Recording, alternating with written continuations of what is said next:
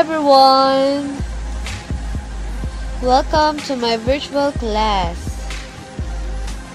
I am Ma'am J and I'm your teacher for today. Happy learning! Sa araw na ito, ang ating lesson ay tungkol sa graphing and writing the equation of the line given x and y intercept. So, nasa pangatlong methods na po tayo. So, how to graph a linear equation using x and y intercept. So, gagamit tayo ng x and y intercept ngayon. So, paano nga ba mag-graph ng linear equation sa pamamagitan ng x and y intercept? So, to graph using x and y intercept, you need to solve for the x-intercept by letting y equals 0 and the y-intercept by letting x equals 0 of the linear equation. Then, plot the x-intercept in the x-axis and the y-intercept in the y-axis and connect them with a line. So, itry na natin. So, sketch the graph of the linear equation y equals 3x minus 4. So, kailangan daw natin kunin si x-intercept at kunin si y-intercept. So, paano natin kukunin si x-intercept? Kailangan nating i-let si y as 0. Kung y natin ay 0, ano kayang magiging value ng ating x?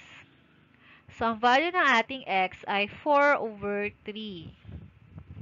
At kapag ang x naman natin ay 0, makukuha natin si y-intercept. So, kung ang x natin ay 0, ang y natin ay negative 4.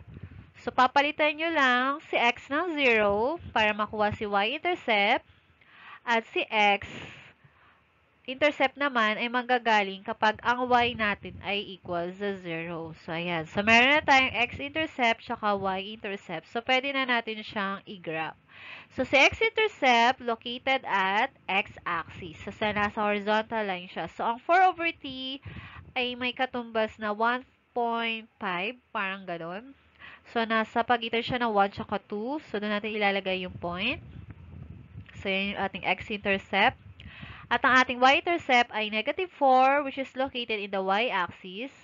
So, since dahil negative yan, so doon tayo sa baba ni y-axis. So, ito siya, yan. So, meron na tayong dalawang points, kaya pwede na natin siyang i-connect using a line. So, ito po yung graph ni y equals 3x minus 4. So, ganun lang siya kadali. So, try ulit natin. So, sketch the graph of the linear equation 2x plus y equals 3. So, ganun ulit. So, para makuha natin si x-intercept, kailangan nating i-let si y as 0. Kung ang y natin ay 0, so, ibig sabihin, ang ating x-intercept ay 3/2. At para makuha natin si y-intercept, kailangan natin gawing 0 si x. So, kung ang x natin ay 0, so ang y natin ay equal sa 3. Ayan. So, dahil meron na tayong x-intercept at y-intercept, pwede na natin siyang i-graph. So, sa x-intercept ay 3/2. So, sa x-axis lang natin siya ilolocate. So, dahil fraction yan, ang katumbas ng 3/2 ay 1 point something. So, nasa pagitan siya ni 1 tsaka ni 2. So, dito natin ilalagay yung point. And then, si y-intercept ay equal sa 3. So, sa y-axis natin siya ilalagay. At dahil positive yan, dun tayo sa upper part ni y-axis. So, ito siya. Yan. At dahil meron na tayong 2 points, pwede na natin siyang i-connect using a line.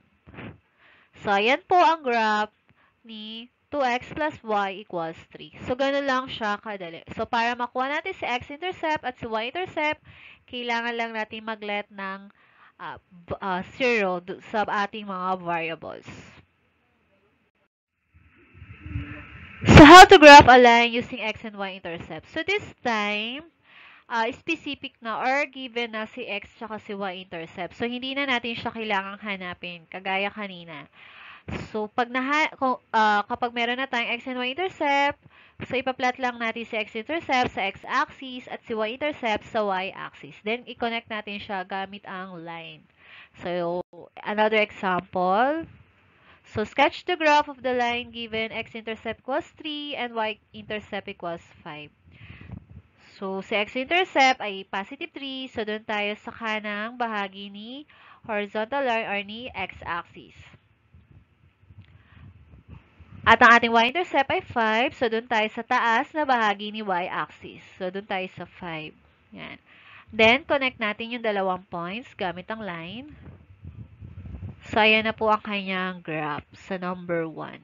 So, ganun lang siya kadali. So, number 2. So, sketch the graph of the line given x-intercept equals negative 3 and y-intercept equals 5. So, ang ating x-intercept ay negative 3. So, doon tayo sa kaliwang bahagi ni x-axis. So, ayan. Ang ating y-intercept ay 5. So, sa taas na bahagi ni y-axis. So, ayan. Then, connect natin yung dalawang points. Yan. So, yan po ang graph ng ating number 2. Number 3. So, sketch the graph of the line given x-intercept equals 3 and y-intercept equals negative 5. So, ang ating x-intercept ay positive 3. So, doon tayo sa kanang bahagi ni x-axis. Ang y-intercept natin ay negative 5. So, doon tayo sa babang bahagi ni y-axis. So, ayan po siya.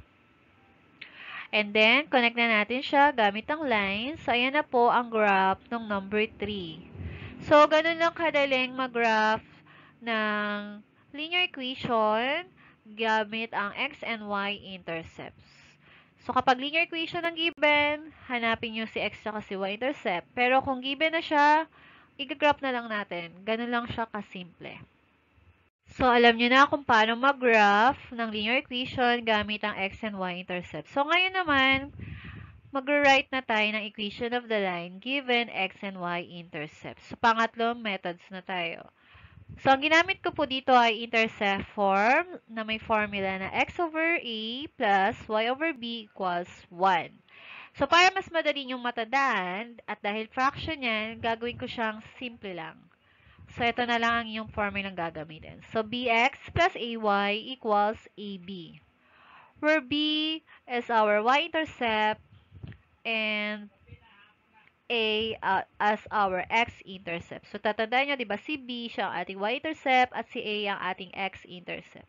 So, wala kang ibang gagawin, kundi i-substitute lamang ang given na x at y-intercept sa ating formula. So, ganun lang siya kasimple. So, try natin. So, let's have an examples. So, number 1, write equation of the line given x-intercept equals 3 and y-intercept equals 5. So, using intercept form, so ito po yung graph niya. So, given intercept form na bx plus ay is equals to ab. So, i-substitute lang natin si x-intercept sa a at si y-intercept sa b. So, ang ating b ay gagawin natin 5 at ang ating a gagawin natin 3. And then, i-multiply natin si 3 tsaka si 5 kasi ang a natin ay 3 at ang ating b ay 5. So, 3 times 5 is equals to 15. So, we have 5x plus 3y equals 15. So, ang answer po natin ay naka-standard form na kaagad. Paano kung ang hinahanap ay slope-intercept form? So, dapat alam nyo na rin kung paano mag-write ng standard form into slope-intercept form. So, napag-aralan naman natin yan last time. So, ang slope-intercept form ng 5x plus 3y equals 15 ay y equals negative 5 over 3x plus 5. So, yan po. So, ang equation of the line given x-intercept equals 3 and y-intercept equals 5 are, so y equals negative 5 over 3 x plus 5 kapag slope-intercept form or 5x plus 3y equals 15 kapag ka naka-standard form. So, ganun lang po siya kadali.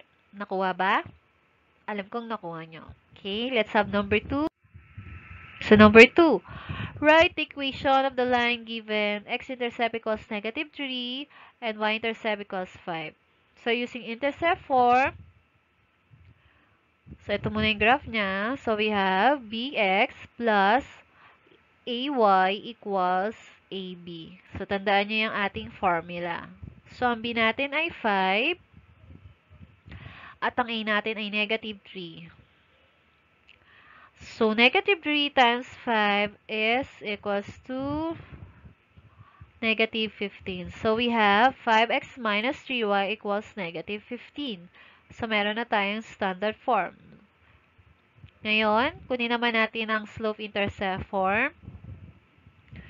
So, ang slope-intercept form ng 5x minus 3y equals negative 15 ay y equals 5 over 3x plus 5. So, bakit ko ba kinukuha ay dalawa? So, para kung ano yung hinahanap, alam nyo na rin kung paano siya kunin. So, ang equation of the line given x-intercept equals negative 3 and y-intercept equals 5 are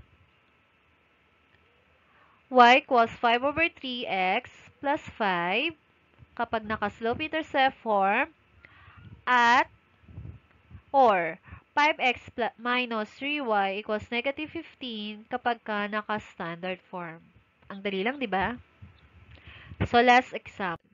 So, let's have number 3. So, write the equation of the line given x-intercept equals 3 and y-intercept equals negative 5. So, ito yung kanyang graph.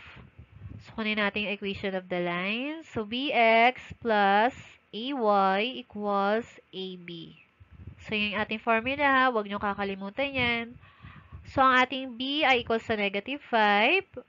At ang ating a ay equals sa 3. Then, i-multiply natin si 3 tsaka si negative 5. So, we have negative 5x plus 3y equals negative 15. Kasi 3 times negative 5 is equals to negative 15. Pero yung standard form natin, negative yung unahan.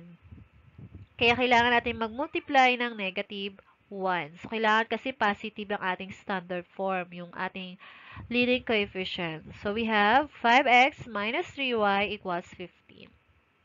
So, yan ang ating standard form. And then, i-rewrite lang natin siya as slope-intercept form.